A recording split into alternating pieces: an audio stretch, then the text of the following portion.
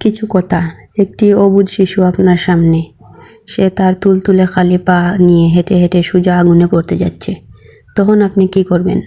আপনি তখনই ছুটে গিয়ে বাচ্চাটাকে টানে তুলে নেবেন আর আগুনের কাছ থেকে দূরে সরিয়ে এনে সীমাহীন তৃপ্তি অনুভব করবেন। এরকমই আপনার সামনে যদি কোনো মানুষ আগুনে পুড়ে ঝলসে যায়, আপনি তখন ছটফট করবেন। তার জন্য আপনার মনে সহানুভূতি তৈরি হবে। আপনি কি কখনো চিন্তা করেছেন কেন এমন হয়? এটার জন্য যে পুরো মানবজাতি একই মা বাবা আদম হাওয়ার সন্তান। তাছাড়া প্রত্যেক মানুষের বুকে আছে একটা কোমল হৃদয়, যাতে আছে ভালোবাসা, সহানুভূতি ও সহমর্মিতা। যে অন্যের দুঃখ বেদনা ছটফট করে এবং তাকে সাহায্য করে আনন্দ অনুভব করে, সুতরাং সেই প্রকৃত মানুষ। সকল মানুষের জন্য যার অন্তরে ভালোবাসা রয়েছে, যার প্রতিটি কাজ মানুষের কল্যাণে নিবেদিত। অন্যের দুঃখ ব্যথায় যে অস্থির হয়ে ওঠে, প্রেমে উতল উঠে, মানুষের দুঃখ মোচনের জন্য যে এগিয়ে যায়, সাহায্যের হাত বাড়িয়ে দেয়, জগৎবাসীর প্রতি ভালোবাসা যার সহজাত, শুধু এভাবেই একজন মানুষ সত্যিকারের মানুষ হিসেবে গণ্য হয়ে থাকে। এই পৃথিবীতে মানুষের এই জীবন ক্ষণিকের, মরণের পরে রয়েছে আরও একটি জীবন, যা কখনো শেষ হবে না। আসল মালিকের উপাসনা ও তাকে মেনে চলা ছাড়া পরজগতে স্বর্গ বা জান্নাত লাভ হবে না, বরং সর্বদা নরকে জ্বলতে হবে।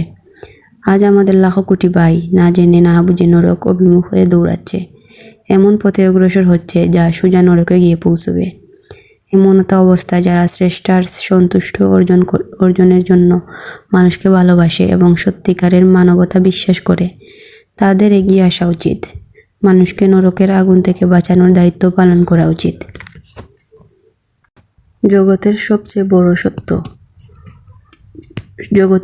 বড় সত্য হলো এর একজন মালিক আছেন। তিনি সব কিছুর স্রষ্টা, পরিচালক ও নিয়ন্ত্রক। তিনি কেবল এবং কেবলই একজন। সত্তা, গুণাবলী ও ক্ষমতায় তিনি এক ও অদ্বিতীয়। পৃথিবীর সৃষ্টি, পরিচালনা, জন্ম, মৃত্যু কোনো কিছুতেই তার কোনো অংশীদার নেই। তিনি সর্বশক্তিমান। তিনি সব কিছু শুনেন, সব কিছু দেখেন।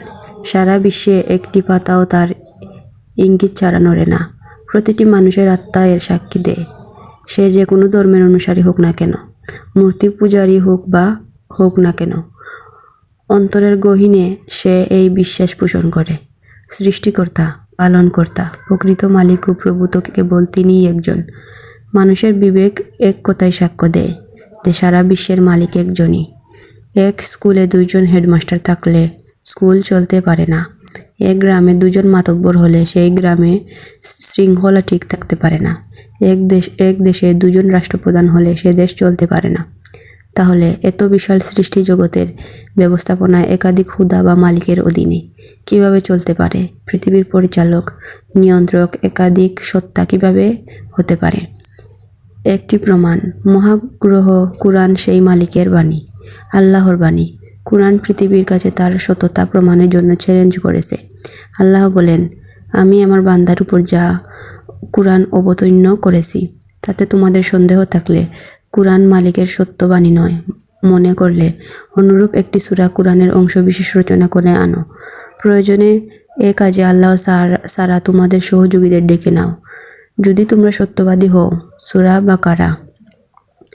14 বছর ধরে পৃথিবীর শ্রেষ্ঠ সাহিত্যিক, জ্ঞানী, গুণী, গবেষক, বুদ্ধিজীবী কেউ সক্ষম হয়নি, মাথা নত করে দিয়েছেন। বাস্তবে আল্লাহর এই চ্যালেঞ্জের জবাব কেউ দিতে পারেনি এবং পারবেও না। এই পবিত্র গ্রন্থে মহান স্রষ্টার আমাদের বিবেককে নাড়া দেওয়ার জন্য অনেক প্রমাণ দিয়েছেন। এমনি একটি প্রমাণ হলো, যদি আকাশ ও পৃথিবীতে আল্লাহ ছাড়া একাধিক উপাস্য থাকত, তাহলে এই দুইয়ের মাঝে ভয়ানক গোলমাল ও বিপর্যয় সৃষ্টি হতো। পরিষ্কার কথা, যদি একের বাইরে কয়েকজন শাসক বা মালিক থাকতো, তাহলে ঝগড়া হতো। একজন বলতো এখন রাত হবে, অপরজন বলতো এখন দিন হবে। একজন বলতো 6 মাসের দিন হবে, অপরজন বলতো 3 মাসে হবে। একজন বলতো সূর্য পশ্চিমে উঠবে, অপরজন বলতো পূর্ব দিকে উঠবে। যদি বাস্তবে এই দেবদেবীদের কোনো ক্ষমতা থাকতো, তবে তারা আল্লাহর কাজে অংশীদার হতো। তাহলে কখনো এমন হতো যে একজন পূজা অচেতন না করে বৃষ্টির দেবতা থেকে আবেদন মঞ্জুর করিয়ে নিল। পরাকান্তরে বড় মালিক আদেশ দিল এখন বৃষ্টি হবে না। এমনতা অবস্থায় নিচের জন হরতাল ডেকে বসলো। দেখা গেল লোকেরা সূর্য ওঠার অপেক্ষায় বসে আছে, কিন্তু সূর্য উঠছে না। পরে জানা গেল যে সূর্য দেবতার হরতাল দিয়েছে। সত্যের সাক্ষ্য। পৃথিবীর প্রতিটি বস্তু এই সত্য সাক্ষ্য দিচ্ছে। সুশৃঙ্খলভাবে চলতে থাকা এই বিশ্বের নিয়মতান্ত্রিক সাক্ষ্য দিচ্ছে। বিশ্বের স্রষ্টা ও মালিক একজন, শুধু একজনই। তিনি যখন যা চান করতে পারেন। তাকে চিন্তা ও কল্পনায় বাধা দেওয়া যায় না, তার ছবি আঁকা যায় না। এই মালিকই মানুষের কল্যাণ এবং তার সেবায় সারা বিশ্ব তৈরি করেছেন। সূর্য মানুষের সেবক, বাতাস মানুষের সেবক, এই পৃথিবীও মানুষের সেবক। আগুন, পানি, প্রাণী এবং নিষ্পাপ পৃথিবীর সকল বস্তুই মানুষের সেবার জন্য তৈরি করা হয়েছে। আর স্রষ্টা মানুষকে তার উপাসনা ও হুকুম মানার জন্য বান্দা ও দাস হিসেবে সৃষ্টি করেছেন। সে যেন পৃথিবীতে তার সকল কাজ সঠিকভাবে সম্পূর্ণ করতে পারে। তার মালিক ও প্রভু যেন তার সন্তুষ্ট হয়ে যান। ইনসাফের কথা হলো, সৃষ্টিকর্তা, জীবনদাতা, মৃত্যুদাতা, অন্নদাতা এবং জীবনের সকল প্রয়োজন পূর্ণ কর্তা যখন তিনি একাই, তাহলে প্রকৃত মানুষের কর্তব্য হলো তার জীবন এবং জীবনের সাথে জুড়ে থাকা সকল বিষয় মালিকের ইচ্ছা অনুযায়ী তার অনুগত হয়ে পূর্ণ করা। যদি কোনো মানুষ এই অদ্বিতীয় মালিকের হুকুম অমান্য করে জীবনযাপন করতে থাকে, তাহলে প্রকৃতপক্ষে সে মানুষ হওয়ার যোগ্য নয়। যে সত্য অস্বীকার করা যায় সেই প্রকৃত মালিক তার সত্য গ্রন্থে কুরআনে বহু সত্যের মাঝে এই সত্য আমাদের জানিয়েছে। প্রত্যেক প্রাণীকেই মৃত্যুর স্বাদ গ্রহণ করতে হবে এবং তোমাদেরকে আমার কাছে ফিরিয়ে আনা হবে। সূরা আনকাবুত। এই বাণীটি দুইটি অংশ। প্রথম অংশ হলো, প্রত্যেক প্রাণীকেই মৃত্যুর স্বাদ গ্রহণ করতে হবে। ঠিক এমন একটি বিষয় যা প্রত্যেক ধর্ম, সমাজ ও প্রতিটি এলাকার মানুষ বিশ্বাস করে। যারা ধর্মের বিশ্বাস করে না তারাই এই সত্যি সামনে মাথা নত করে দেয়। শুধু তাই না, পশু পর্যন্ত মৃত্যুর সভ্যতা অনুভব করে। ইঁদুর বিড়াল দেখে যান বাঁচাতে পালায়, কুকুর ছুটে আসা গাড়ি দেখে দ্রুত সরে যায়, কারণ এই সব প্রাণীও বুঝে এমনটি না করলে তার মৃত্যু নিশ্চিত। মরণের পরে। বাণীর দ্বিতীয় অংশে কুরআন আরও একটি মহাসত্যের দিকে আমাদের দৃষ্টি আকর্ষণ করে।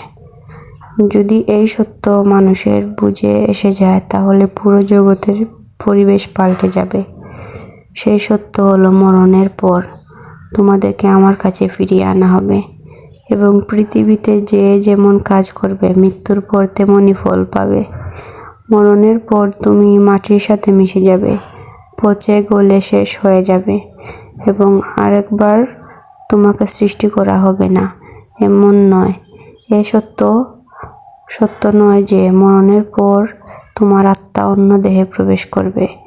এই যুক্তির কষ্টিপাথরেও এ বিশ্বাস কোনোভাবে গ্রহণযোগ্য নয়। কারণ প্রথমত, পৃথিবীতে মানুষ পুনর্জন্মের ধারণা বেদের কোথাও নেই। পরবর্তীকালের পুরাণে এর আলোচনায় এসেছে।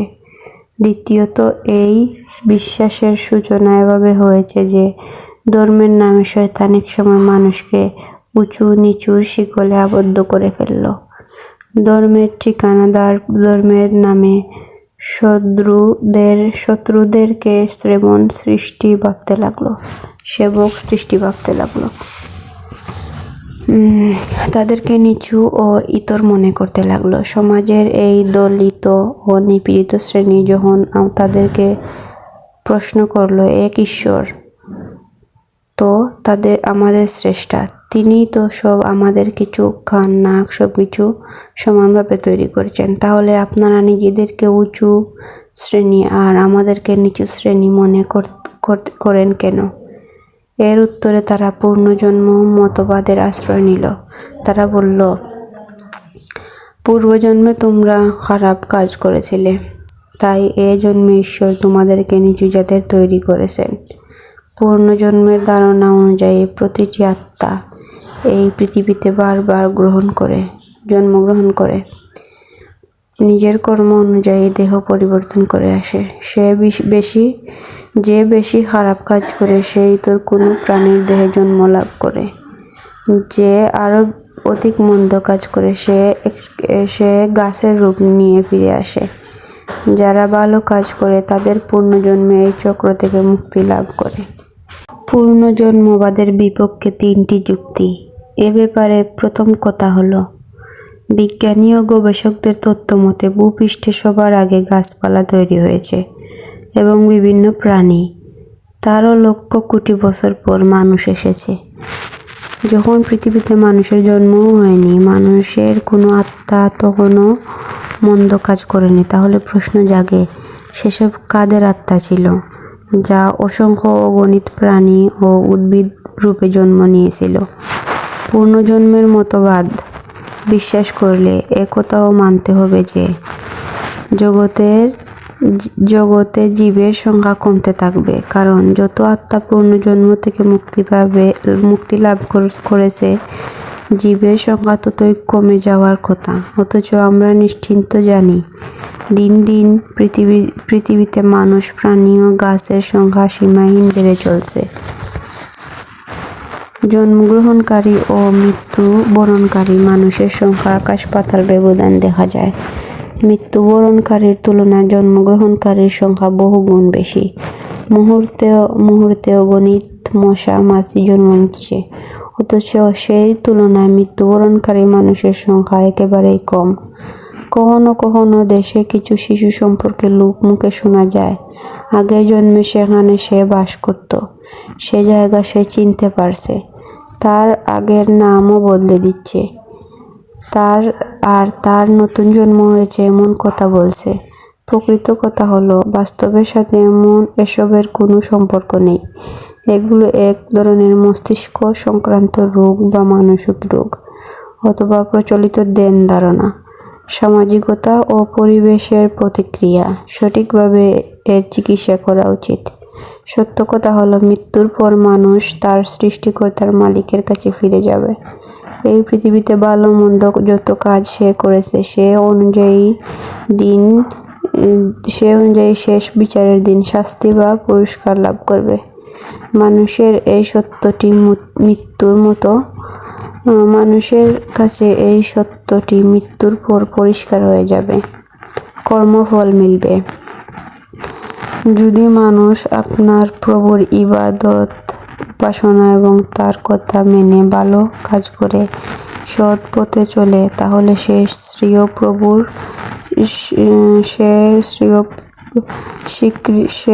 প্রভুর দয়া ও অনুগ্রহের জান্নাতে যাবে। সেখানে সর্বপ্রকার আরামদায়ক বস্তু রয়েছে এবং আরাম আয়েশের এমন বস্তুও রয়েছে এই পৃথিবীতে যা কোনো চোখ দেখেনি, কোনো কান শুনেনি, কোনো হৃদয় যা কল্পনা করেনি। সেখানে সবচেয়ে বড় পুরস্কার হলো জান্নাতি লোকেরা তাদের প্রভুকে স্বচক্ষে দেখতে পাবে। এতে তারা এতই আনন্দ উপভোগ করবে যে এর চেয়ে বেশি আনন্দের আর কিছু হতে পারে না। অন্যদিকে যদি মানুষ পৃথিবীতে মন্দ কাজ করে অন্য কাউকে আপন প্রভুর অংশীদার সাব্যস্ত করে অহংকার